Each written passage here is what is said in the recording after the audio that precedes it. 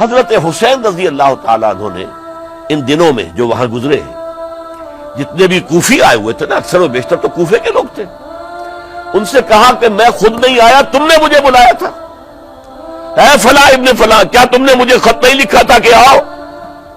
اے فلاں ابن فلاں، کیا تم نے مجھے پیغام نہیں بھیجا تھا کہ یہاں تشریف لائیے؟ اور دیکھو میرے پاس تمہارے خطوط موجود ہیں۔ وہ ایک تھیلا جس میں کہ خطوط ہے وہ بھی لا کے میدان میں رکھ دیا۔ 20 جو ہے خاندان بنی ہاشم میں سے شہید ہوئے ہیں۔ حضرت حسین رضی اللہ تعالیٰ عنہ کا ایک بہت ہی انفنٹ چھوٹا بچہ وہ بھی شہید ہوا۔ باقی سب مرد، تمام مرد، سوائے ایک حضرت حسین کے بیٹے حضرت علی بن حسین زین العابدین کہلائے بعد میں، وہ بیمار تھے، وہ جنگ میں حصہ نہیں لے سکتے تھے، وہ بچ گئے صرف۔ یہ ہے 10 محرم الحرام اور سن 61 ہجری میں حضور کے نواسے، اور جن کے بارے میں حضور نے فرمایا سیدہ شباب اہل الجنہ، حضرت حسین شہید کر دیے گئے۔ کوفہ چونکہ حضرت حسین کے پاس پیغام آ رہے تھے کوفے سے، چونکہ کوفے کو حضرت علی نے دار الخلافہ بنا لیا تھا، اور وہاں سمجھا جاتا تھا کہ حضرت علی کے ہمدرد اور حضرت شیعان علی جنہیں ہم کہیں، ان کے ساتھی ہم خیال یہ لوگ ہیں کثرت کے ساتھ، اور وہاں سے اب خطوط کا تانکا شروع ہو گیا، آپ یہاں آئیے، ہم بےتاب ہیں، آپ کا استقبال کریں گے، آپ کے ہاتھ پر بیعت کریں گے، تاکہ یہ جو کیسر و کسریٰ کی سنت شروع ہو رہی ہے اس کو روکا جا سکے۔ وہ تانتا بنا ہوا ہے خطوط کا۔ تو حضرت حسین رضی اللہ تعالیٰ عنہ نے فیصلہ کر لیا کہ میں کوفے جاؤں گا۔ حضرت زبیر روکتے رہ گئے کہ نہیں، کوفیوں پر اعتماد نہ کیجیے، یہ زبانی کلامی ساتھ دیتے ہیں، جب ڈنڈا چلتا ہے تو پھر یہ ہٹ جاتے ہیں میدان سے۔ اور حضرت حسین رضی اللہ تعالیٰ عنہ بامروت انسان، شریف النفس انسان، کیسے ممکن تھا غیرت مند غیور انسان وہ کیسے ان کی بات کو رد کر دیتا؟ لہذا اچھا چلو چلتے ہیں کوفے کی طرف۔ آگے بڑھتے چلے گئے، کربلا میں پہنچ گئے، جو کچھ وہاں ہوا ہے پھر آپ کو معلوم ہے۔ اس میں یہ بات ہے، پہلے 1000 کا لشکر بھیجا تھا عبید اللہ ابن زیاد نے، اس پر حضرت حسین رضی اللہ تعالیٰ عنہ نے جو باتیں کہیں وہ کچھ اثر انداز ہو گئی۔ ان کا افسر جو تھا حر بن یزید تمیمی، وہ بعد میں حضرت حسین کا حامی ہو گیا، اور حضرت حسین کے ساتھ ہی اس کو بھی شہادت نصیب ہوئی۔ پھر دوسرے کو بھیجا عمرو بن سعد۔ عمرو بن سعد بھی ایک بڑی عظیم شخصیت کا بیٹا تھا، حضرت سعد ابن ابی وقاص جو فاتح ایران تھے، اور جن کو غزوہ احد کے موقع پر حضور نے فرمایا تھا کہ اے سعد تیر چلاؤ، میرے ماں باپ تم پر قربان ہوں۔ جبکہ احد میں گھیراؤ کر لیا تھا حضور کا، اور کفار قتل کرنے کے لیے ہجوم کر رہے تھے، اور کچھ حضرات تیر چلا چلا کے انہیں پھینک رہے تھے، دور جو ہے ہٹا رہے تھے، ان میں سے حضرت سعد ابن ابی وقاص بھی تھے۔ پھر وہ فاتح ایران تھے، اسی لیے گورنر بن گئے تھے ایران کے۔ سعد جو ہے ان کا بیٹے، یہ عمرو جو ہے، یہ اب ایک بڑے صوبے کا گورنر بھی تھا، اس وقت 4000 آدمی دے کر بھیجا، وہ بھی نرمی کرتا رہا، اس نے کوئی تشدد نہیں کیا، اس کے اندر بہرحال اپنے عظیم باپ کے خون کا کچھ اثر تھا۔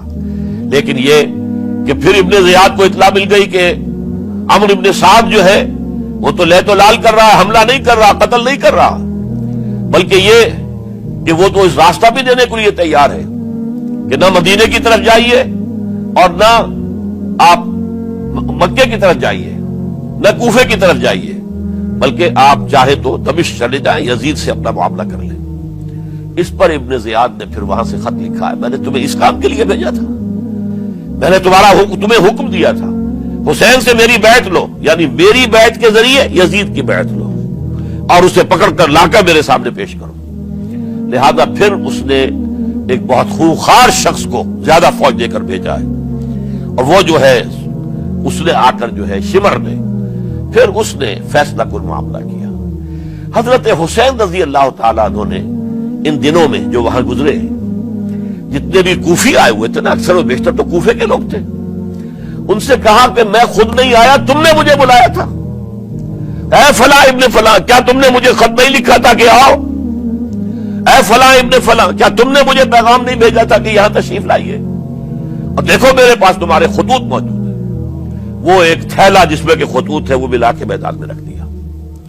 یہ حضرت حسین رضی اللہ تعالیٰ عنہ کی شرافت اور اپنی صاف دلی.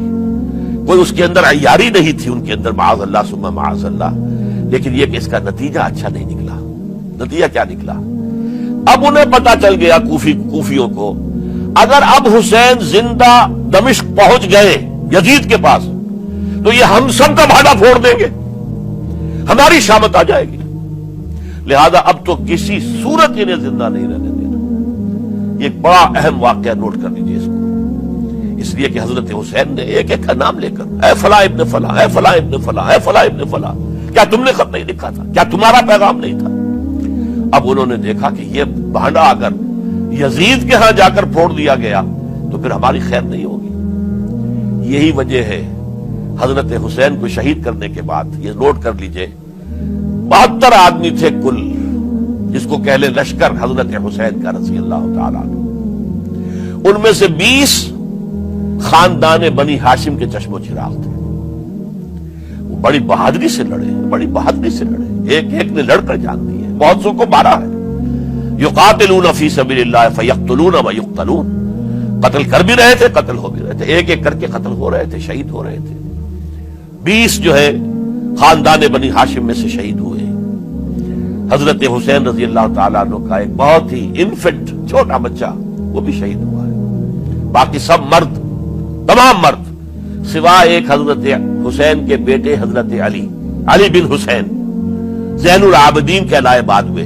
وہ بیمار تھے، وہ جنگ میں حصہ نہیں لے سکتے تھے، وہ بچ گئے صرف. اچھا، حضرت حسین شہید ہو گئے. یہ ہے 10 محرم الحرام سن 61 ہجری. کیا مطلب ہے؟